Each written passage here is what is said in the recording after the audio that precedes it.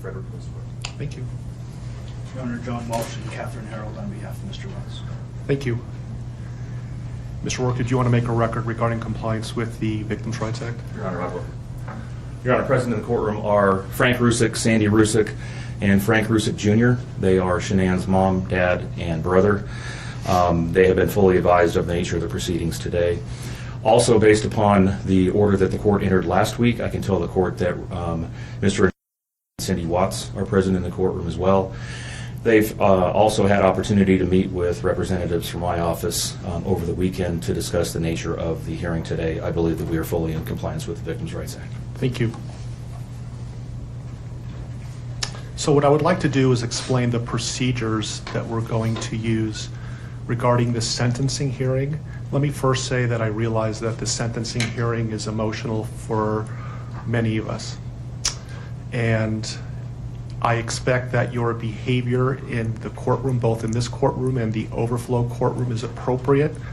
If the court determines that your demeanor and behavior while in the courtroom during the hearing is not appropriate, I have advised the deputies that I will be asking you to be escorted out of the courtroom. So please be mindful of your demeanor during the sentencing hearing. Also, as a reminder, all electronic devices must be turned off. The only electronic devices that I have authorized to be used are those through the expanded media coverage order. If deputies see that you are using an electronic device not authorized by the court, the deputies will take action on that. So please be mindful of that. If you need to turn off your electronic devices, please do so now. So these are the procedures that we are going to use for the sentencing hearing. First, the prosecution will have an opportunity to present evidence. Once the prosecution finishes, the defense will have an opportunity to present evidence.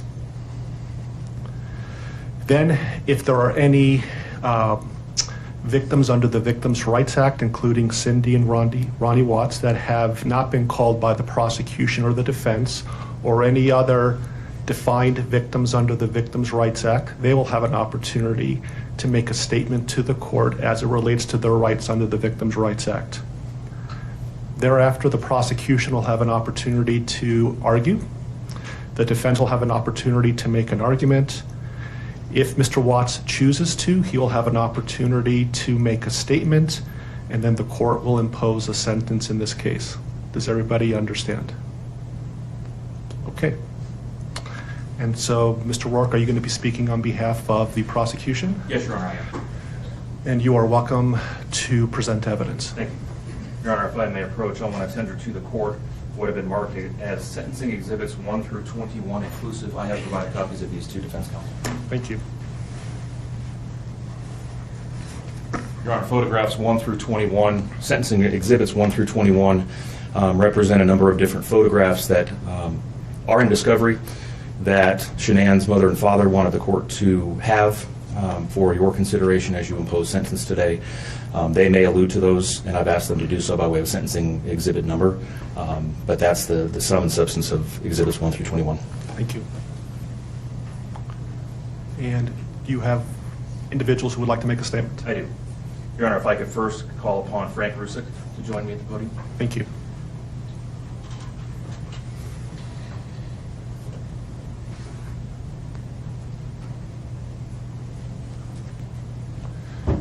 Good morning, Mr. Rusick. Good morning.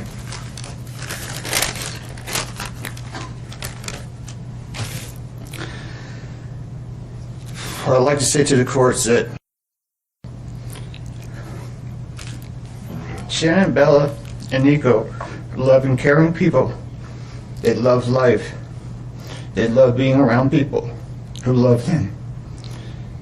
They always had good times. This is the first time they went to the beach this year, and they loved it. But God only knows what happened that night. Life will never be the same without Shanann, Bella, and Celeste, and Nico. Had all their lives to live. They were taken by a heartless one. This is the heartless one, the evil monster, Who dare you take the lives of my daughters Shanann, Bella, Celeste, and Nico? I trusted you to take care of them, not kill them. And they also trusted you, the heartless monster, and then you take them out like trash. You disgust me. They were loving and caring people. You may have taken their bodies from me, but you will never take the love they had from me. They loved us more than you will ever know, because you don't know what love is. Because if you did, you would not have killed them. You monster, thought you would get away with this. I don't know how. The cameras do not lie.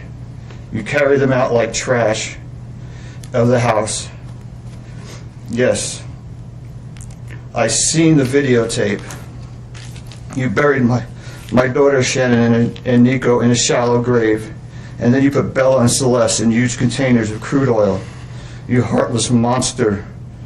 You have to live with this vision every day of your life, and I hope you see that every time you close your eyes at night.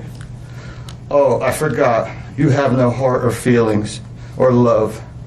Let me tell you something. I will think of them every day of my life, and I love them every day of my life. Prison is too good for you. This is hard to say, but may God have mercy on your soul. I hope you enjoy your new life. It's nothing like the one you had out here. May the courts have no mercy on you.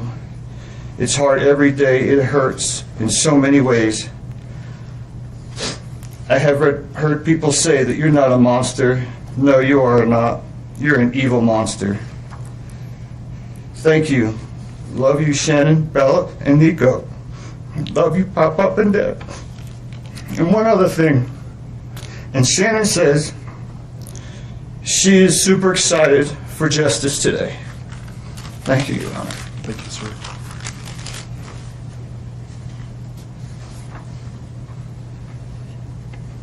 Then I have just one over here. Sure.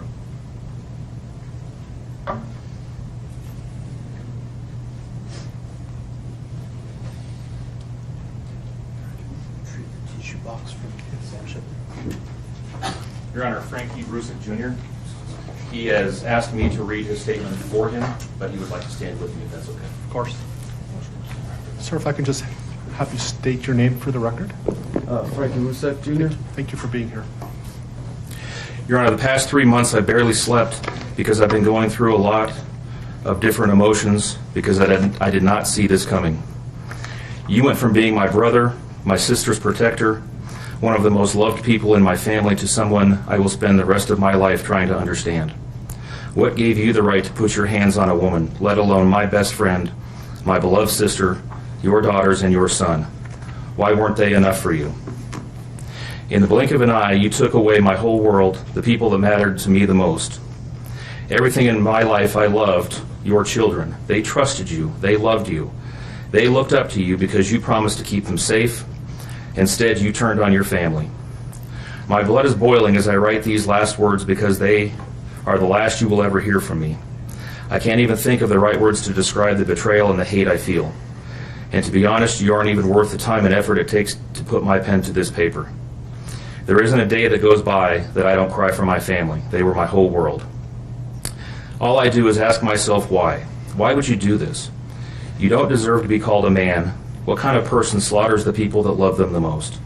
Did you really think you would get away with this? Did you really think that this was your best option, to throw away your family like they were garbage? They deserve better, and you know it. I hope you spend the rest of your life staring at the ceiling every night, being haunted by what you've done. None of us deserved this. Hearing my mother and father cry themselves to sleep in this hotel room causes me anguish that is beyond words. I can't describe how this feels, how badly my heart is breaking for my poor parents. We trusted you. You have taken away my family from this earth, but you can never take them from my heart. You took away my privilege of being an uncle to the most precious little girls I've ever known. I will never hear the words Uncle Frankie again, but you will never be called Dad again either. You'll never be able to put your hands on another woman, let alone my best friend, my beloved sister, and your son. I just can't comprehend how they weren't enough for you. Shanann, Bella, and Cece loved you more than anyone. You were their hero. How could you destroy the people who loved them the most? I pray that you never have a moment's peace or a good night's rest in the cage you'll spend every day of your life in. A cage you are privileged to live in because my family isn't evil like you. We begged the district attorney to spare your life because despite everything, we believe that no one has the right to take the life of another, even someone like you. I feel sorry for your family. I know the pain that they must feel knowing that they can't hug you, because that's how my mother, father, and I feel every time we cry for our family. Nothing hurts more than watching or hearing my family weep for their loved ones. I just wish that I could tell that you would tell the truth, but I know that that is asking for more than you are capable of. I stayed up all night writing this statement. I don't sleep because of you. My life will never be the same because of you, but at least my conscience is clear. I get to live free, but I can't say the same for you. I haven't slept in 2 days because I've been anxiously waiting for this moment, the moment I get to tell you how I feel, how this has affected my family and I. My family and I can finally grieve after today. If anything, we will come out of this stronger today than we were before, and we will continue to pray for your family. Sincerely, Frankie Rusick. Thank you, Mr. Russo.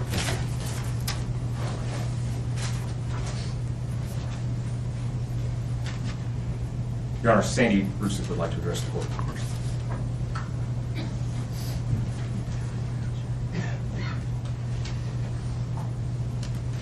Good morning. Good morning, Your Honor. Thank you for this moment. I can just have you just identify yourself for the record. My name is Sandra Rusak, Shannon's mother. Thank you. I wanted to say thank you for this moment. I want to take a moment to thank everyone who has prayed for our beloved family, who has sent gifts, cards to us from all over the world. I know God will put the evil people where they need to be. I also want to take the time to thank the town of Frederick, Greeley, FBI, the DA's office, the CBI, for exceptional work. We thank Nicole Atkinson, Shannon's neighbor, Nathan, and his family. To me, they're our heroes. They really are. God bless. God makes no mistakes on who he puts in your life. Marriage is about love, trust, and friendship and unity. We marry for sickness and health, to death do us part. Our daughter Shanann loved you with all of her heart. Your children loved you to the moon and back. Shannon's family was her world. Shanann put a crown on your head. But unfortunately, the day that you took their life, God removed that crown. We loved you like a son. We trusted you. Your faithful wife trusted you. Your children adored you, and they also trusted you. Your daughter Bella Marie sang a song proudly. I don't know if you got to see it, but it was, "Daddy, you're my hero." I have no idea who gave you the right to take their lives.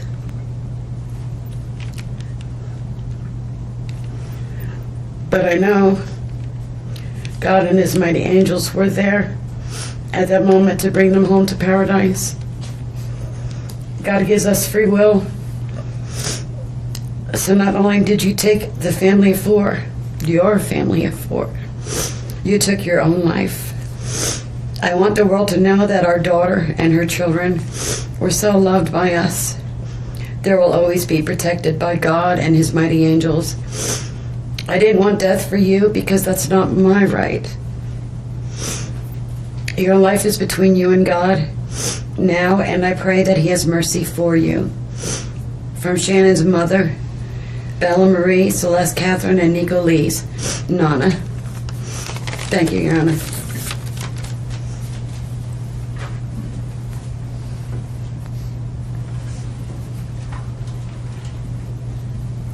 Your Honor, that's all the witnesses that I had intended on calling, and I know that the court addressed this during the procedural posture. I am aware that Mr. and Mrs. Watts would also like to address the court. I would certainly invite the court, if you want, at this point, to call upon them, or we can certainly do it after any evidence that the defense has as well. Sure. Does Cindy or Ronnie Watts wish to make a statement under the Victims' Rights Amendment?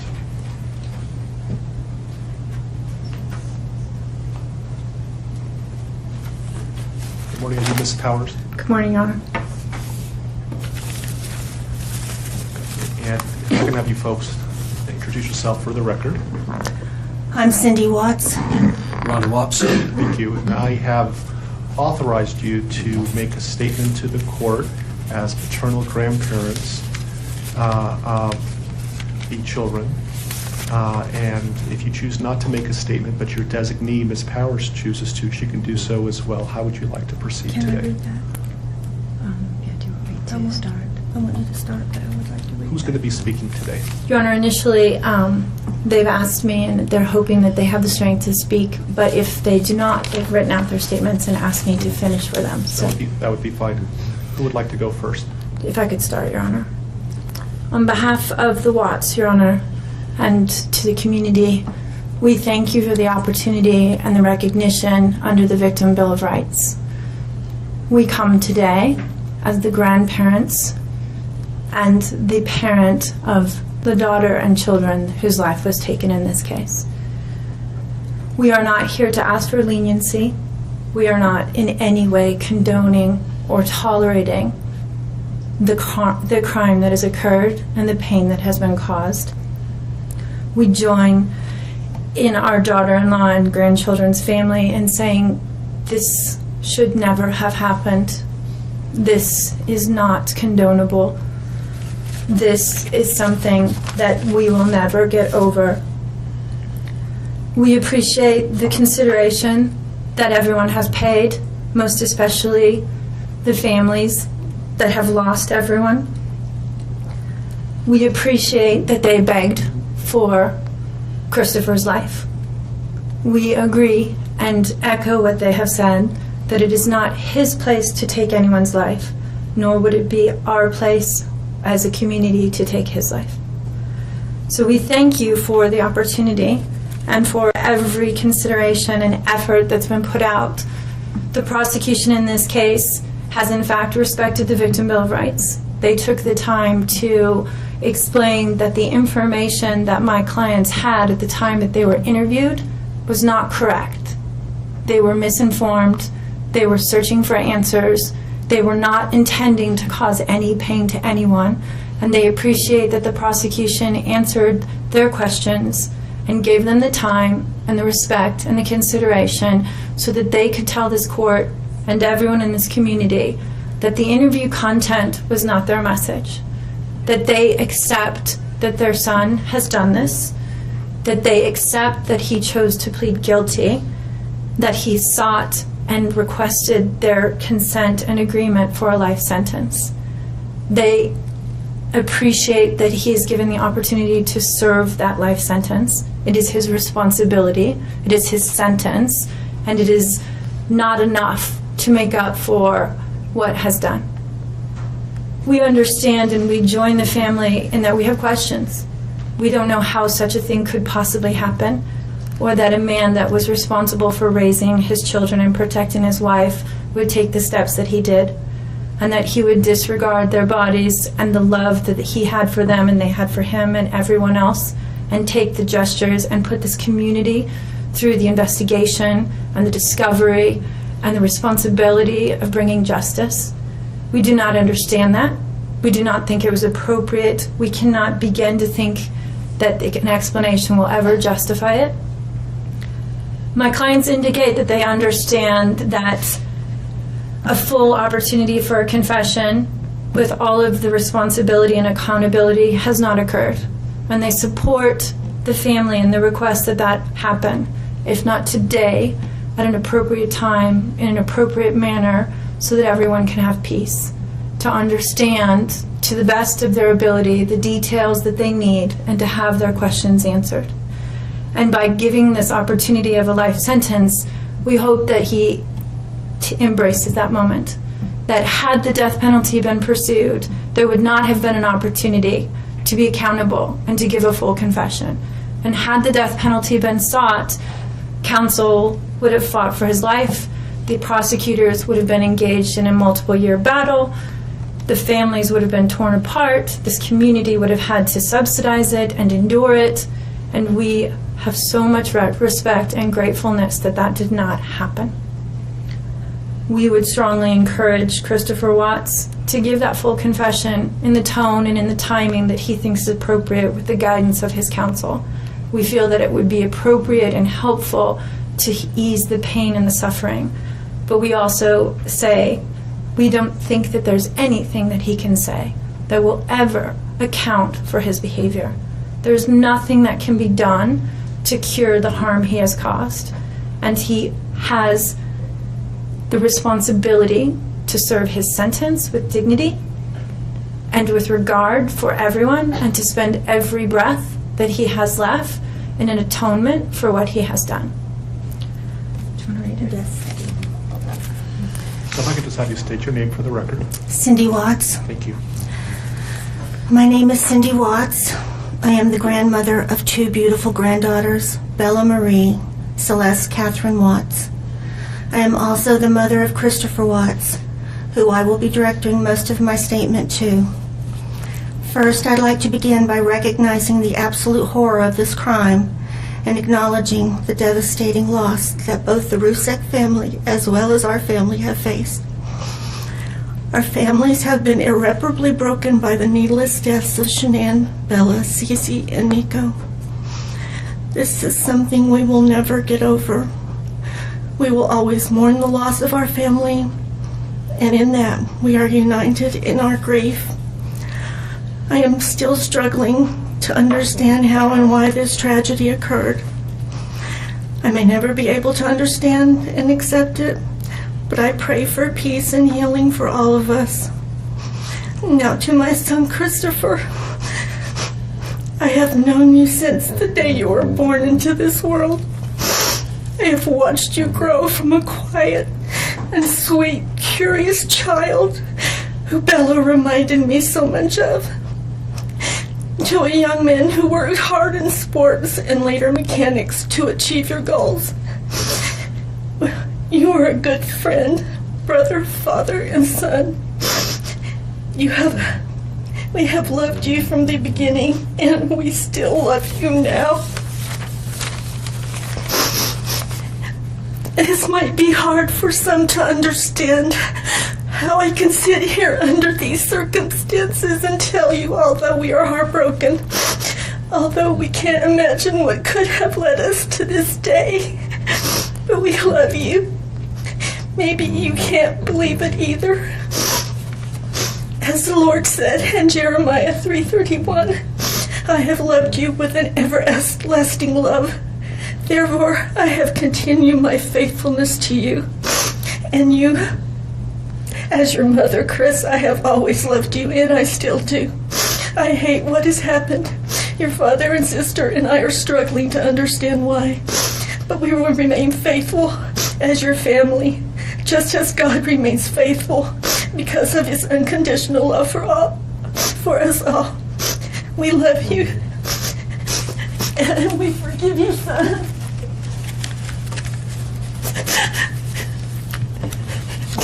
Thank you. Judge, if I could. And with that, the courtroom chapter comes to a close. But for the families, the pain never truly ends.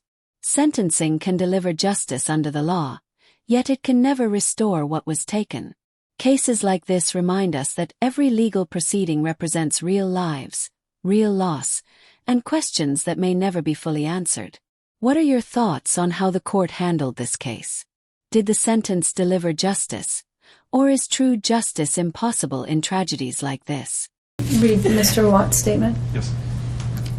My name is Ronnie Watts, and I am the grandfather of Bella, Celeste, Nico Watts, and I am the father of Shanann. I am the father of Christopher Watts as well. And one of the most important things I've done in my life is to raise my children and to watch as they started their own families. I spent many years coaching Little League and talking to my son, taking him to the races, and sharing my love and knowledge of cars with him. He was just as involved with his girls. I believe he loves his girls. I know he does. This tragedy has impacted my family in so many ways. Beyond losing my precious grandchildren, our beloved daughter-in-law, we are forced to question everything. We still don't have all the answers, and I hope one day, Christopher, you can help us. Chris, I want to talk to you as a father and son. You are here today accepting responsibility, but I want to tell you this now. I love you. Nothing will ever change that, and I want you to find peace, and today is your first step. The Bible says if we confess our sins, God is faithful and just and will forgive us. Chris, I forgive you, and your sister forgives you, and we will never abandon you, and we love you. Dad. Judge, thank you for the opportunity to address the court.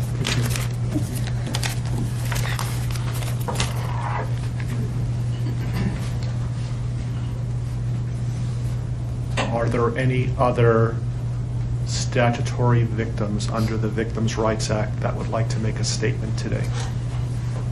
Your Honor, I'm not aware of any. For the record, nobody is raising their hand. Mr. Walsh, would you like to present any evidence? We have no evidence, Your Honor. Thank you. Mr. Walker, is there any statements you would like to make on behalf of the prosecution? Yes, please.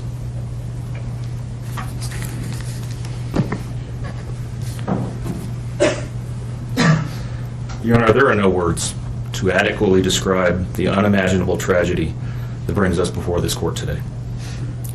By my comments, I'm not even going to try to express the horror, the pain, or the suffering that the defendant has caused to these families, to this community, and to all who are a part of this investigation. However, I do want to spend a few minutes sharing with the court the details of the crime, as so far you've only had an opportunity to review the affidavit and a few facts here and there that have been offered to the court in the motions and pleadings that have been filed. The questions that have screamed out to anyone who will listen since August 13th of 2018 are why and how? Why did this have to happen? How could a seemingly normal husband and father annihilate his entire family? For what? These are the questions that only one individual in this courtroom or on this planet knows the answers to. I fully expect we will not receive the answers to these questions today, nor will we at any point in the future. I don't expect that he will ever tell the truth about what truly happened or why. Even if he did, there is no rational way that any human being could find those answers acceptable responses to such horrific questions. The best we can do is try to piece together some kind of understanding from the evidence that is available to us. And the evidence tells us this: the defendant coldly and deliberately ended 4 lives. Not in a fit of rage, not by way of accident, but in a calculated and sickening manner. Shanann was 34 years old. She had married the defendant in November of 2012. Over the weekend leading up to August 13th, she had been at a work conference in Phoenix, Arizona, and returned home in the early morning hours of August 13th. We know that she got home about 1:45 in the morning